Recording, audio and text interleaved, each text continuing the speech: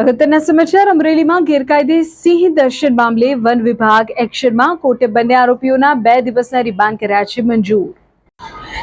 સિંહણના matting દરમિયાન પજવણી ભારે પડી. સિંહે હુમલો કરતા એક યુવકનું મોત થયું હતું. આરોપીઓએ મોબાઈલમાંથી વિડીયો કોલ કર્યા અને પજવણીના પુરાવાને નાશ કરવા માટે ડેટા પણ ફોર્મેટ કરી દીધો. આરોપીઓના મોબાઈલ હવે FSLમાં મોકલાશે. વન વિભાગ વસૂલશે સિંહની પજવણીનો આકરો હિસાબ. વિગતવાર સમાચાર આપને આપું છું. અમરેલીના અંટાળિયા નજીક સિંહના હુમલામાં યુવકના મોતના મામલે વન વિભાગ હવે લાલગુમ છે. સિંહની પજવણી કરનારા તત્વો સામે દાખલો બેસાડવા માટે તંત્રે કાયદાનો સખત સિકંજો કસ્યો છે.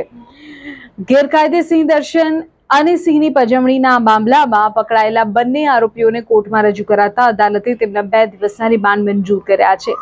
આ કેસની તપાસ દરમિયાન વન વિભાગે એક અત્યંત ચોંકાવનારો ઘટસ્ફોટ કર્યો છે. માહિતી મુજબ મૃતક અહેમદ ઉર્ફે સોહિલ મેમણ અને તેના 2 મિત્રો રેહાન ખાન પઠાણ અને યશરાજસિંહ વાજા અંટાળિયા નજીક ગેરકાયદે સિંહ દર્શન માટે આવ્યા.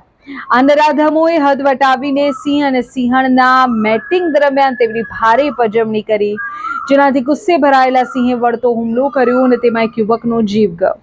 તપાસમાં સામે આવ્યું છે કે પજવણી દરમિયાન આરોપીઓએ પોતાના મોબાઈલમાંથી અન્ય કેટલાક લોકોને લાઈવ વિડીયો કોલ પણ કર્યા. એટલું જ નહીં, ઘટનાની ગંભીરતા સમજાતા પુરાવાનો નાશ કરવા માટે આરોપીએ પોતાના મોબાઈલ ફોનનો તમામ ડેટા ફોર્મેટ કરી દીધો.